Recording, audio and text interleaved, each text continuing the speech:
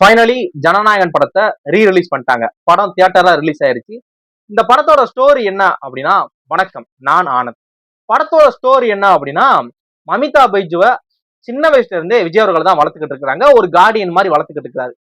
இப்படி வளர்க்குற விஜய் அவர்கள் வந்து மமிதா பைஜுக்கு சின்னதா ஒரு ஹெல்த் இஷ்யூ இருக்கனால அவங்கள பயங்கர போல்டா, எதை பார்த்து பயப்படாம ஒரு ஒரு ஆர்மி ஆபீசர், ஒரு டிஃபென்ஸ்ல அவங்களை இது பண்ணணும், அப்படின்னாதான் அவங்களுக்கு பயம்ங்கிறது போகும் அப்படிங்கிற ஒரு கோல்லே வளர்க்குறாரு. முழுக்க முழுக்க இவங்களுக்காக தான் அவரோட வாழ்க்கையை வாழ்றாரு. அவரோட லைஃப் பத்தி யோசிக்கவே இல்லை. இவங்களோட வாழ்க்கை தான் அவரோட லைஃப் அப்படிங்கிற மாதிரி. இவங்க நல்லா இருக்கணும், நல்லபடியா கல்யாணம் முடிச்சு இவங்க நல்லா இருக்கணும், அதுக்காக தான் விஜய் அவங்க வாழ்றாங்க. சின்ன வயசுல இருந்தே மமிதா பைஜு கூட தன்னோட சாஃப்டான டோனை மட்டுமே காமிச்சிட்டு வராரு விஜய் அவர்கள். மமிதா பைஜு காலேஜ் படிக்கிற டைம்ல அவங்க காலேஜ்ல சின்னதா ஒரு சின்னதா பிரச்சனையில மாட்டி, அந்த பிரச்சனை வந்து ஒரு பெரிய பிரச்சனைக்கு கொண்டு போய் இவங்க உயிருக்கே ஆபத்து, மமிதா பைஜுவை கொல்ல போறாங்க அப்படிங்கிற சிச்சுவேஷன்ல அவங்க சிக்கிடுறாங்க. தன்னோட பொண்ணை கொலை பண்ண போறாங்களா, ஏன்னா தன்னோட பொண்ணுக்காக தான் தன்னோட வாழ்க்கையே இருக்கு, என் லைஃபே என் பொண்ணுக்காக தான் அப்படிங்கிற இருக்கிற ஒருத்தர் வந்து தன்னோட பொண்ணையை கொலை பண்ண போறாங்கன்னா அந்த ஆள் எப்படி மாறுவாப்ல, அந்த கூட்டத்தை என்ன பண்ணுவாரு அப்படிங்கிற ஒரு ஒரு ஃபாதர் சென்டிமெண்ட் இருக்க படமும். இந்த கூட்டம் வந்து மமிதா பைஜுவை மட்டும் இல்ல, மொத்த இந்தியாவே சூறையாடுற ஒரு கூட்டமா ஒரு பிளான் பண்ணிக்கிட்டு இருக்காங்க. அந்த பிளான் எல்லாம் தளபதி எப்படி தவிடுபுடி ஆக்குனாரு அப்படிங்கிற ஒரு படமா தான் இந்த ஜனநாயகன் இருக்கு. இந்த படத்தை பார்த்த யாருமே ஒரு ரூபாய் நம்ப மாட்டான் இது ஹச் வினோத் படம்னு சொன்னான். ஏன் அப்படின்னா, படத்துல ஃப்ரேம் பை ஃப்ரேம் தளபதி செதுக்கின விஷயங்கள். படம் கமர்ஷியலா ஓவரா இருக்கு, ஓவர் டோஸா இருக்கு, பாலையா படம் மாதிரி இருக்கு அப்படி இப்படின்னு சொன்னாலும், பகவந்த் கேசரி ரீமேக் தானே அப்படி இப்படின்னு சொல்லி இது பண்ணாலுமே, ஃப்ரேம் பை ஃப்ரேம் விஜய் அவர்களை எப்படி மாசா காமிக்கணும் அதை சூப்பரா காமிச்சிருக்காங்க. அந்த மீசையை முறிக்குட்ட லுக் ஆகட்டும், அந்த ராவண மவண்டா அந்த சீன்ல பாத்தீங்கன்னா கையில ஒரு ஒரு சின்னதா ஒரு பெரிய கத்தி மாதிரி வச்சிருப்பாப்புல, அதுல பிளட் இருக்கும், அந்த பிளட்டை நக்கிற மாதிரி ஒரு சீன், அதெல்லாம் வெறியா இருக்கு. அந்த ஃப்ரேம்ல பாக்குறப்ப, தியேட்டர் ஃப்ரேம்ல பாக்குறப்ப பயங்கர மாசா இருக்கு. இந்த மாதிரி நிறைய விஷயங்கள் படத்துல ஃப்ரேம் பை ஃப்ரேம் விஜய் அவங்களை இது பண்ணது. அப்புறம் மமிதா பைஜு அவங்க கேரக்டர் ஆகட்டும், பாபிடியால், இப்படின்னு சொல்லி பல கேரக்டர்ஸ் படத்துல ரொம்ப ஸ்ட்ராங்கா பண்ணியிருக்காங்க. நம்ம எல்லாருக்குமே பக்கா நல்லா தெரியுது பகவந்த் கேசரியோட அடாப்ஷன் தான். அதே ஸ்டோரி இதுதான். அதை வந்து விஜய் அவங்களுக்கு ஏத்த மாதிரி, விஜய் அவங்களோட பொலிட்டிக்கல் என்ட்ரிக்கு ஏத்த மாதிரி மாத்திருக்காரு ஹச் வினோத். அதான் முக்கியம். இந்த படம் வந்து ஒரு பக்காவான விஜய் அவர்களுக்கு ஏத்த ஒரு ஃபேர்வெல் பிலிமா அப்படின்னா அது எனக்கு சரியா தெரியல. ஆனா விஜய் அவங்க அரசியல் போறாங்க பாத்தீங்களா, அந்த அரசியல் போறதுக்கான ஒரு பிகினிங்கான ஒரு பிலிம்னா கரெக்டா சொல்லலாம் ஆமா அப்படின்னு. ஏன்னா நிறைய வசனங்கள் எம்ஜிஆர் ரெஃபரன்ஸ், அவங்க எம்ஜிஆர் அவங்களோட ரெஃபரன்ஸ் வந்து ஒரு சில இடங்கள்ல வருது, அது பயங்கரமா இருக்கு. இவங்க இவங்க இதுல இது பண்ணி அது மாதிரி நிறைய மாஸ் சீன்ஸ் இருக்கு படத்துல, நிறைய மாசான விஷயங்கள். இதுக்கு முன்னாடி ஹச் வினோத் பண்ண எந்த படத்துலயுமே இவ்வளவு மாஸ் சீன் இல்ல. இவ்வளவு அது ஒரு ஸ்டோரி இம்பார்ட்டன்ட் எல்லாமே ஓகே, ஆனா இவ்வளவு மாஸ் சீனா விஜய் அவங்களை காமிச்சிருக்காங்க முழுக்க முழுக்க ஃபேன்ஸ்க்காக.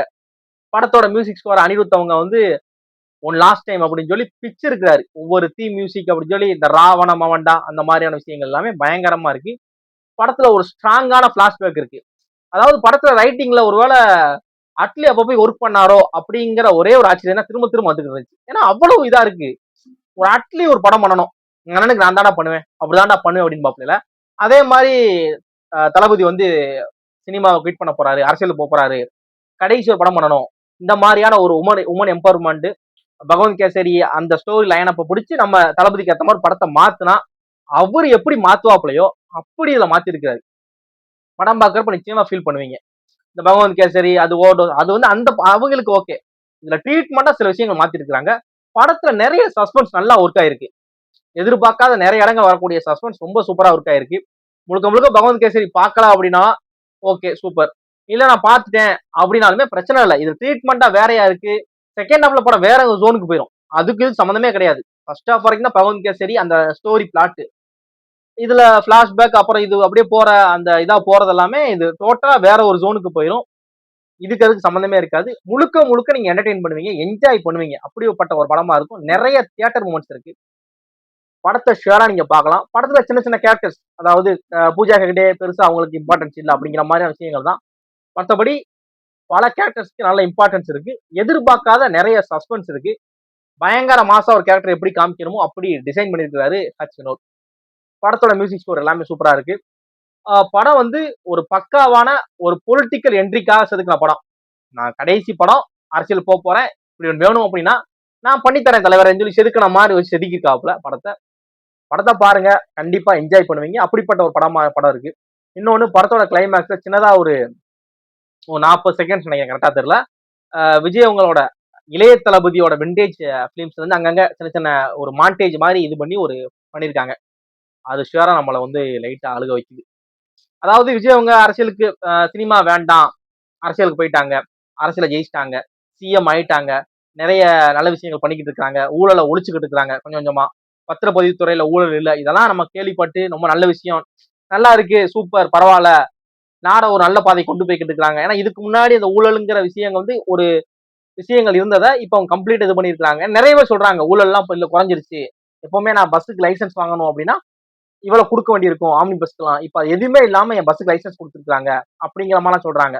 அப்படிங்கிறப்ப இந்த விஷயம் ரொம்ப நல்ல விஷயம். ஆனா விஜய் உங்க சினிமாவை கம்ப்ளீட்டா குயிட் பண்ணதுங்கிறது ஒரு நார்மல் ஒரு சராசரி சினிமா ரசிகனா, ஒரு சினிமா ஆடியனா இது வந்து கொஞ்சம் இதாத்தான் இருக்கு. ஏன்னா இது ஒரு பீக் அவங்களுக்கு. யாருமே ஒத்துக்கலாம் ஒத்துக்காட்டினாலும் விஜய் அவங்களோட கெரியரோட பீக் இது. தமிழ் சினிமாவோட பீக்கா இல்லையான்னு எனக்கு தெரியல. ஆனா விஜயோட கெரியர்ல இது ஒரு பீக். ஏன் அப்படின்னா தெரிக்கு அப்புறம் விஜய் அவங்க பண்ண எல்லா படத்துலயுமே படத்துக்கு நெகட்டிவ் ரிவ்யூ வந்தாலும் படம் சக்சஸ்ஃபுல்லா இருக்கு. கமர்ஷியலா படம் சக்சஸ், வாரிசு படம் சக்சஸ்ஃபுல் பிலிம், பீஸ்ட் சக்சஸ். அப்படிங்கிறப்ப இது அவங்களோட கெரியரோட உச்சம். அவங்க சொன்ன மாதிரி படம் நல்லா இருக்கு நல்லா இல்ல, என் படத்தை ஃபேன்ஸ் பார்ப்பாங்க, அவங்க என்ஜாய் பண்ணுவாங்க. படத்தோட ஸ்டோரி நல்லா இல்ல, லாஜிக் செட் ஆகல, அது இருக்கு நெகட்டிவ் ரிவ்யூஸ் என்ன ரிவ்யூ வந்தாலும் படத்தோட பாக்ஸ் ஆபீஸ் பாதிக்கவே பாதிக்காது. அப்படிங்கிற சிச்சுவேஷன் இருக்கிற விஜய் அவங்க கம்ப்ளீட்டா எதுவுமே வேண்டாம், இதான் என் கடைசி படம், இதுக்கப்புறம் நான் அரசியலுக்கு போறேன் அப்படின்னு ஒரு ஸ்ட்ராங்கா டிசிஷன் எடுக்கிறாங்க. அப்படிங்கிறது போல்டா இருக்கு, சூப்பர், நல்ல விஷயம், நாட்டுக்கு நல்லது நடக்க போதுனாலும் கம்ப்ளீட்டா ஸ்டாப் பண்ணணுமா அப்படிங்கிற ஒரு கேள்வி எனக்கு வருது. ஏன்னா நானா என்ஜாய் பண்ண ஆளு, முழுக்க விஜய் அவங்க படத்தை நிறைய படங்கள் தியேட்டர்ல பார்த்து என்ஜாய் பண்ண ஆளு, எனக்கு பிடிக்கும். தியேட்டர்ல பார்க்க விஜய் அவங்க படத்தை பார்க்க பிடிக்கும். அதை நம்ம ரீக்ரியேட் பண்ணா சின்ன வயசுல நம்ம பார்த்து வளர்ந்த ஆட்கள்ல ஒரு ஆள் விஜய் அவங்க. அப்படிங்கிறப்ப நம்மளோட அந்த சைல்ட்ஹுட்டை வந்து இன்னும் கொஞ்சம் அழகாக்குனதுல விஜய் அவங்களுக்கு பெரிய பங்கு இருக்கு. கம்ப்ளீட்டா பண்ணிட்டாங்க அப்படிங்கிற அந்த லாஸ்ட் அந்த 40 செகண்ட்ஸ் நம்மள அப்படியே ஃபீல் பண்ண இது கொஞ்சம் அமைதியாக்கிடுது. அது வரைக்கும் ஆர்ப்பாட்டமா கத்தி என்ஜாய் பண்ணி விசிலடிச்சு பண்ணிக்கிற இந்த கூட்டம் அந்த லாஸ்ட் அந்த இதை பாக்குறப்ப அவ்வளவுதான், இனிமே விஜய் அவங்களோட எந்த படமும் ரிலீஸ் ஆகாது அப்படிங்கிறப்ப கொஞ்சம் நம்மள அப்படியே காம் டவுன் பண்ணிடுது. அது கொஞ்சம் உண்மையாவே இதாதான் இருக்கு. சிஎம் ஆயிட்டீங்க, சின்ன ரிக்வஸ்ட் தான், கேட்கலாமான்னு தெரியல. சிஎம் ஆயிட்டீங்க, ஏதாவது படம் அப்ப போய் பண்ணலாமே, பண்ணலாம். ஏன்னா அதாவது சினிமால இருந்து கட்சி ஆரம்பிச்சு வெறும் 2 வருஷத்துல ஆட்சியை பிடிச்சிருக்கீங்க. அப்படிங்கிறப்ப ஆட்சியை ஹேண்டில் பண்ணிட்டு தமிழ்நாடோட சிஎம்மா இருந்துகிட்டே உங்களால படம் பண்ண முடியும் அப்படிங்கிறது என்னோட நம்பிக்கை. முடியும், கண்டிப்பா முடியும். ஏன்னா 2 வருஷம் தான் இருக்கு, 2 வருஷத்துல வந்து ஆட்சியை பிடிச்சிட்டீங்க. அப்படிங்கிறப்ப சிஎம் ஆகிக்கிட்டு நிறைய நல்ல விஷயம் நடந்துகிட்டு இருக்கு. அப்படிங்கிறப்ப பேரலா சின்ன சின்னதா ஏதாவது படம் பண்ணலாமே, ஆடியன்ஸ் கொஞ்சம் ஹாப்பியா ஆகிற, இன்னும் கொஞ்சம் ஹாப்பியா இருக்கும். இப்போ ஹாப்பியா தான் இருக்காங்க, நிறைய ஊழல் எல்லாம் ஒழிஞ்சிருச்சு. இன்னும் இன்னும் இருக்கு, இப்பதான் ஒரு 2 மாசம் 2 மாசம் கிட்ட ஆயிருக்கு, இதுலயே நிறைய விஷயம் நடந்திருக்கு. அப்படிங்கிறப்ப நீ போக கண்டிப்பா நல்லா நடக்கும் நம்புறோம். ஆனா அப்படியே சினிமாவும் பண்ணலாமே, நாங்களும் ஹாப்பி ஆகுமே அப்படிங்கிற மாதிரி. நான் தியேட்டர் ஓனர்லாம் கிடையாது, நான் சாதாரண வீடியோ போற ஆளு தான். தியேட்டர் ஓனர் நினைச்சிட வேணாம் யாருமே. அவ்வளவு படம் நல்லா இருக்கு, பார்க்கலாம். ஒரு தியேட்டர் மூமெண்டா படம் நல்லா இருக்கு. லாஜிக்லாம் யோசிச்சோம்னா கமர்ஷியல் ஃபிலிம் அப்படிங்கிறப்ப நம்ம லாஜிக் இது எப்படி வந்தாரு அது எப்படி வந்தாருன்னு யோசிச்சா படம் செட் ஆகாது. பக்கா கமர்ஷியல் ஃபிலிம் பாருங்க. இந்த படத்தோட கலெக்ஷன் ஆல்ரெடி ப்ரீ புக்கிங்லயே 100 crore போல போயிருச்சு அப்படிங்கிறாங்க. அன்அபிஷியலா படம் கண்டிப்பா ஒரு 500 கோடிக்கு மேல போகும் அப்படிங்கிறாங்க. ஏன்னா நிறைய இடங்கள டிக்கெட் பிரைஸ் ரொம்ப கூட்டி விற்கிறாங்க அப்படிங்கிறாங்க. அப்போ அபிஷியலா ஒரு 500 கோடி போகுதுன்னா அன்அபிஷியலா படம் ஒரு 800 கோடி கூட போகும். ஏன்னா டிக்கெட் ஏத்தி விற்கிறாங்க இல்ல, அதனால சொல்றேன்.